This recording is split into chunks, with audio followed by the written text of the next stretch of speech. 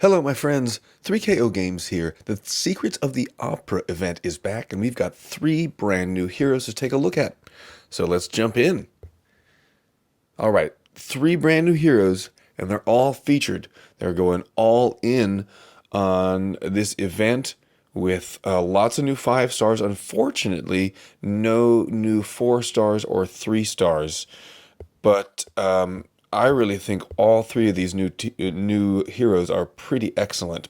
So let's start with Odile, a purple 5 star rogue of that opera family. So she gets this bonus. I'll go over it once. For 1, 2, or 3 heroes, you get plus attack, defense, and HP. 5, 10, or 15%. And of course, you get a little additional perk during the Secrets of the Opera event, which is going on right now. Yay. Passive. This character has innate resistance against status ailments and negative stacks that affect defense, but doesn't apply to elemental defense. Huh. Interesting. Okay. And then she also gains 5% health each time a status ailment expires or is cleansed, removed, or reallocated from them. It can happen once per turn. Can't imagine a time that in one turn you're getting 2 status ailments. Maybe. But anyway, 5% health. That's pretty nice. Odile has great stats. 1023. Is that the highest number so far? It might be. It's pretty close.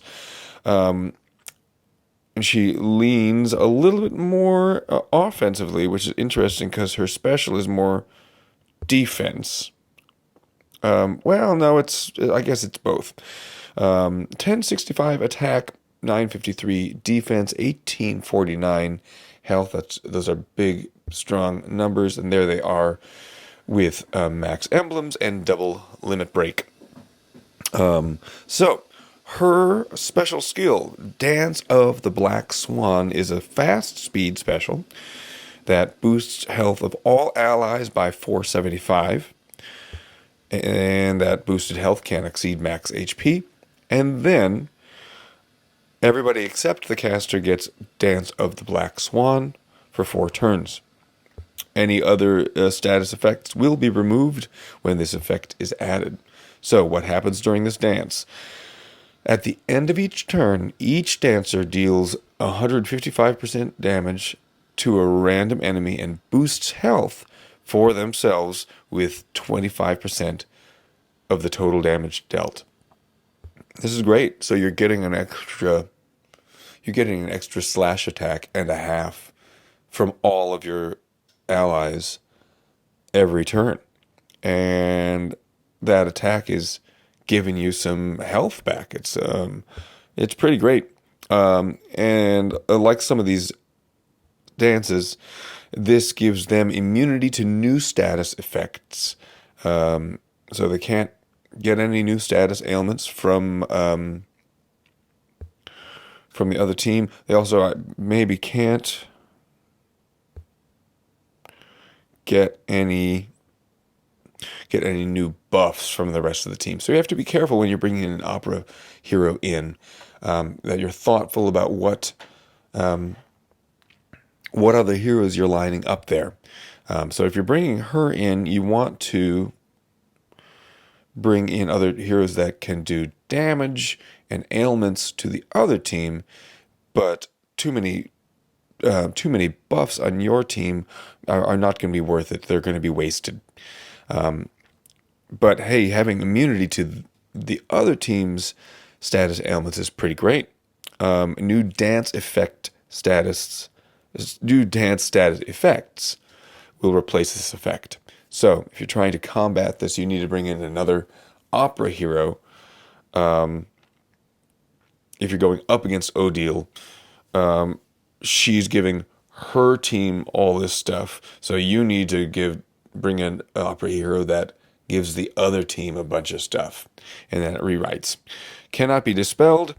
It is removed when the caster is defeated. I think it's a think it's a good special. I think it's a good hero. Great stats, heal and attack. Let's go. Anytime we can get a strong heal and a strong attack, I think we're in good shape. So yay for Odile. Let's also take a look at Daroga, 5-star green monk. Family bonus is the same. Passives are slightly different.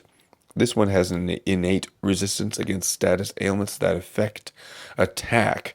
So attack down is not happening. Curious what the rest of the list there is about exactly what they mean by affecting attack. The passive is a little bit more impressive, I think, because he's not a healer. They give him even more health each time a status ailment expires or is cleansed, removed, or reallocated. So there's that.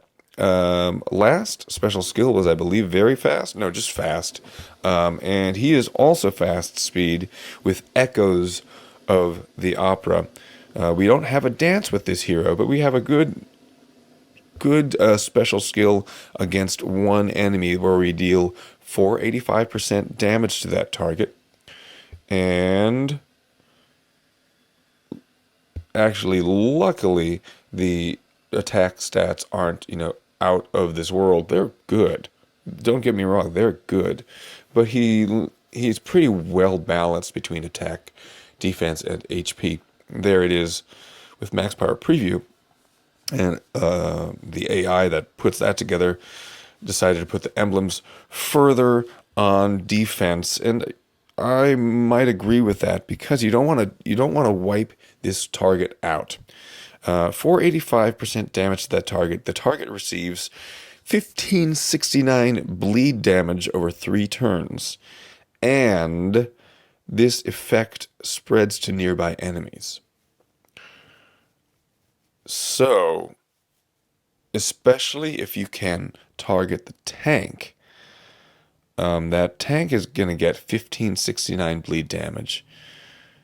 The flanks are going to get 1,000 something bleed damage, and the wings will still get 500 and change bleed damage.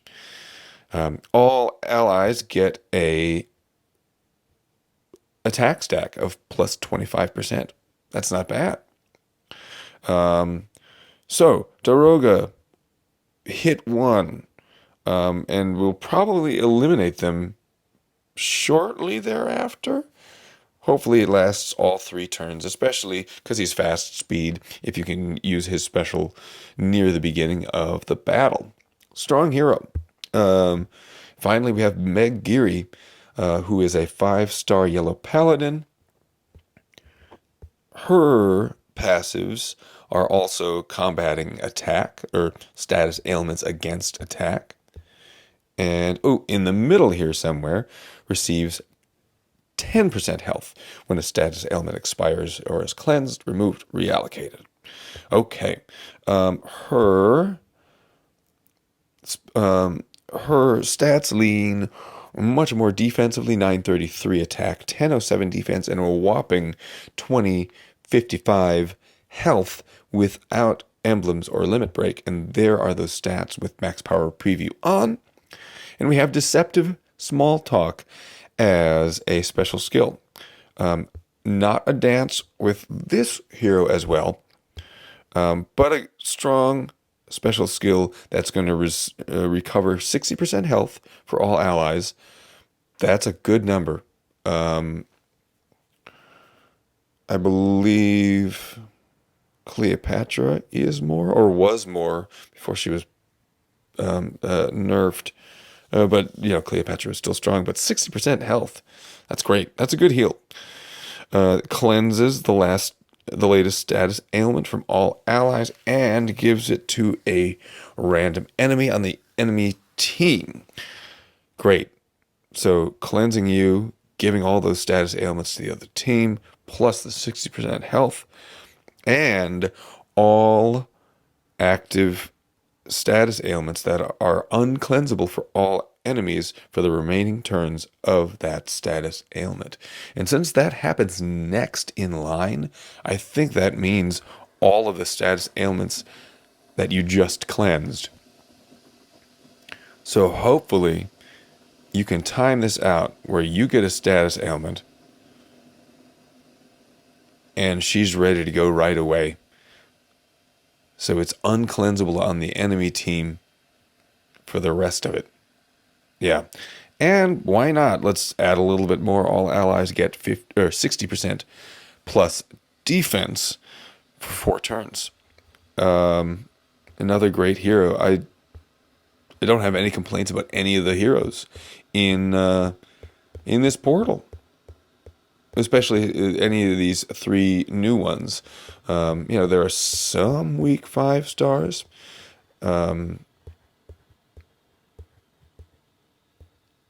Madam Giry is not as impressive. Actually, that's really the only one that's not that impressive. The original Phantom of the Opera is okay.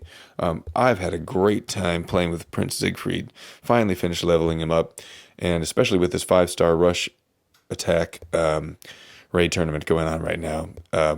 It's really fun to just get that counter attack and just let the opponent kill themselves. Okay, well, I've got 5 pulls here, so let's do those. Let's do this first. Boom, 2-star. That's all I got. And we'll go back in, not expecting much. I got lucky in goblins and got lucky in the seasonal, so probably no luck here. 1, 2, 3, 4, 5. I'll take one of each, please. Balthazar is not the one. Gunner is also not the one. Here we go. Oh, well, trainer hero. I guess it's better than a 3-star hero that I'm not going to use. Bane. All right, come on. Hey, let's see an event hero. Let's see a 5-star. Let's go. And Kaylani. Okay, so I got all 3-star heroes. That's just fine. I'll do the event and do a couple more pulls later. But other than that, I'm going to try to hold my pulls back, at least in this event, even though they're all really good. I've just got several heroes that I need to level up and not that many resources left, so I need to slow down. Been pretty lucky that way. Yeah, everybody, thank you for checking out the video. As always, I hope you have a wonderful day, and good luck to you if you do some pulls in this event. We'll see you next time.